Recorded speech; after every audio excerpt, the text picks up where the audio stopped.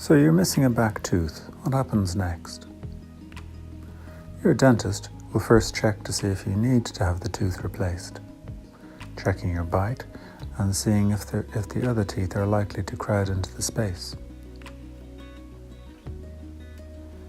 There are a number of different ways of replacing that missing tooth, one of which is something called a denture.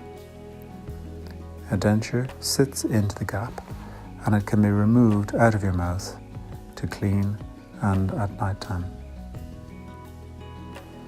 If you prefer something fixed in place or permanent, there are different types of bridges which use the teeth on either side to help to hold the artificial tooth in place. A dental implant puts in not just an artificial tooth, but an artificial root into the jaw as well. With a number of different options available, your best option is to go and talk to your dentist to find out what would suit best for you.